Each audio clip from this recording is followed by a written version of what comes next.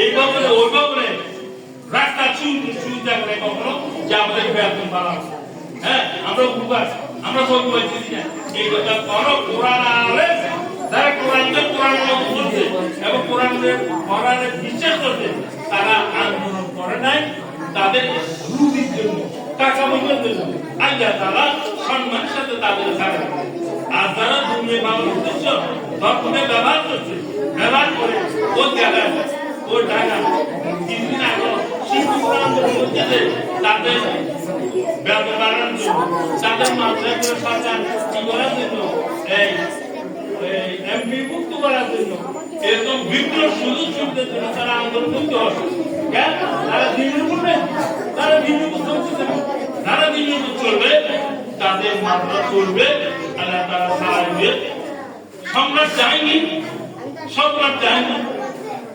সম্রাট জাহাঙ্গীরের কাছে এক ব্যক্তি আসলো বলো আমাকে কিছু ভিক্ষা দেন, আমি খুব কষ্ট হচ্ছে ভাত নাই, আমি খুব কষ্ট হচ্ছে।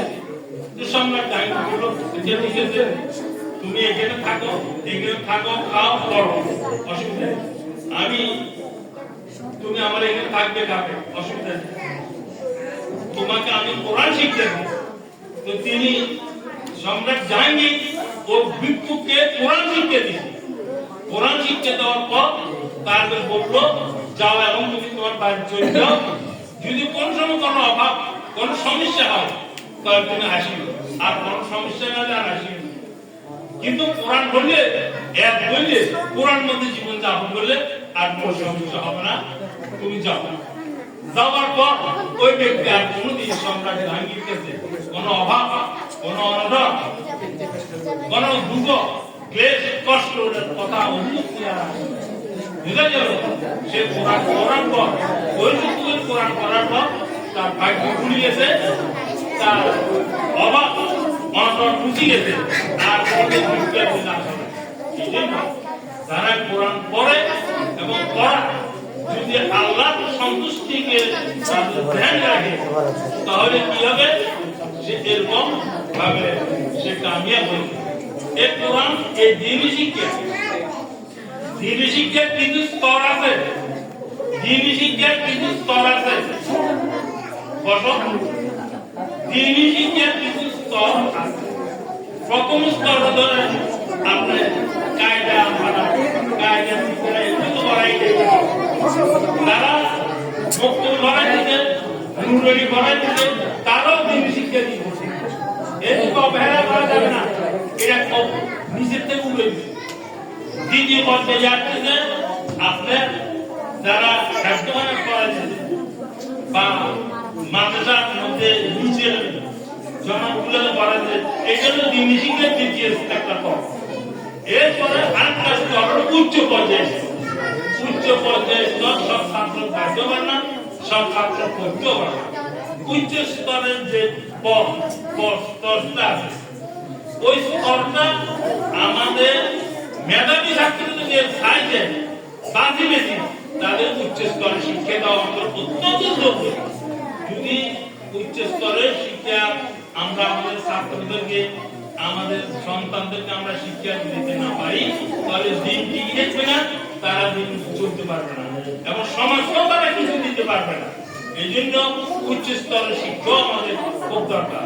ধ্যান করার পর যদি মন করে আমার একটা হয়ে গেছে আর ঘুরি খতম হয়ে যদি পয়সা কামায় চলতে হবে, এটা ভুল না।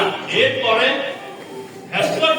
তাদের কিতাব গাড়ি করাইতে হবে, কিতাব গাড়ি করে ভালো আলম বানাইতে হবে। আজকে দ্বীনি শিক্ষা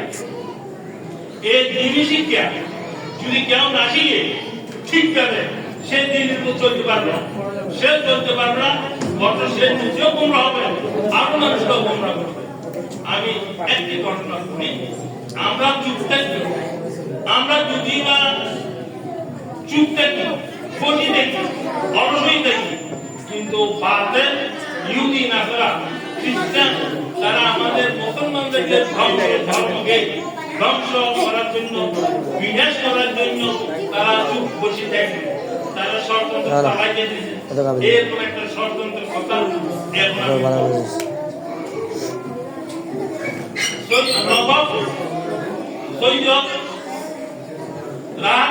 সাতুরি 1940 সালের ঘটনা। তিনি ভারতের উত্তরপ্রদেশের গভর্নর ছিলেন। তার এক বন্ধু ছিল ইংরেজ। যে কোনো কারণে ইংরেজ তার দায়িত্ব নিয়েছে।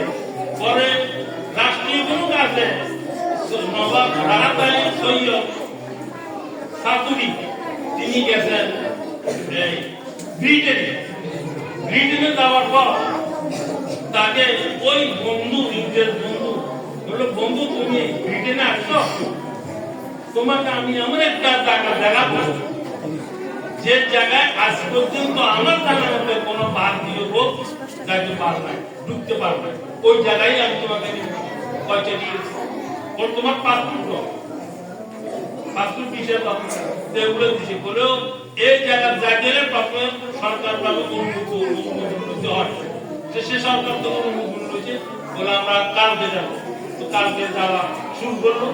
যাইতে প্রথমে গাড়ি উঠছে ব্রিটেনের শহর থেকে, রাজধানী থেকে উত্তর দিকে যাইতে যাতে কয়েক ঘন্টা, দিনের সকাল থেকে বিকাল বেলা পর্যন্ত গাড়িটা অবরুদ্ধ গেছে। যাওয়ার পর দেখছে রাস্তার পাশে ঘন ঘন বৃক্ষ, ঘন ঘন বড় বড় গাছ। এটা কোনো সাধারণ পাবলিক নেই। এরপরে গাড়ি বদলাছে, দেখছো সেখানে কিছু সেনাবাহিনীর লোক আছে। বলো এইখান থেকে আরেকটা গাড়ি ঢুকছে, বলো আর গাড়ি, এই গাড়ি ঢুকে আর সামনে গেছে। যাইতে যাতে কয়েক ঘন্টা চলার পর আবার থামছে। থামার পর বলে এখানে গাড়ি বদলাও, আর গাড়ি তুমি সেখান থেকে গেছে আরো বহু দূরে।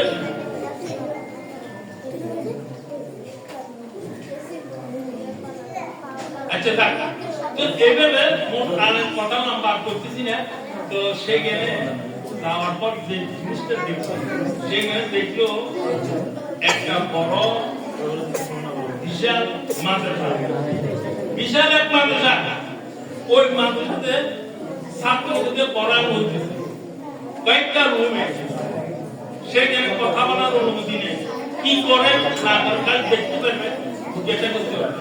তাই দেখলো এটা বাইরে আসার পর এখানে এক রুমে যেতে দেখছে কিছু ছাত্র ইহুদিরা, খ্রিস্টানরা তাদের মেধাবী ছেলে তুলে ওইখানে ইসলামী শিক্ষা, ধর্মীয় শিক্ষা, কোরআন, হাদিস, তাফসীর, ফিকহ এগুলো শিক্ষা।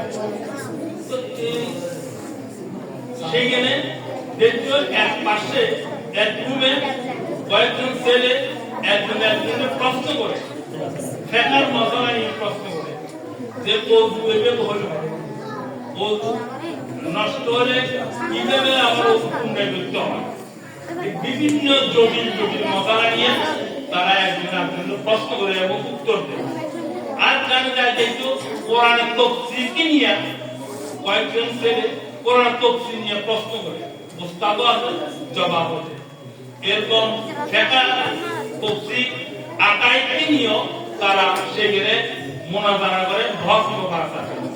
এগুলো বলি তারা এমন পাকা বক্তা হয়, খুব পাকা বক্তা হয়। এরপরে তার সেখান থেকে বাহির হয়ে আসি আরো বিভিন্ন কান্ট্রি, মুসলিম কান্ট্রিতে তারা প্রবেশ করিয়া বিভিন্ন মসজিদে ইমাম হয়ে যায়, খতিব হয়ে যায়, বিভিন্ন মাদ্রাসার উস্তাদ হয়ে যায়।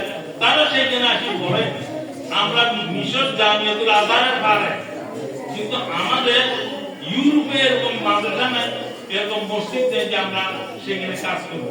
এই জন্য আমরা এখানে আছি, আমাদেরকে একটা চাকরি দেবো, শুধু বাপ পানি মিলবে। এরকম তারা মসজিদের ক্ষতি হয়ে যায়, কে ইহুদি, এরকম মাদ্রাসার শিক্ষক হয়ে যায় খ্রিস্টান।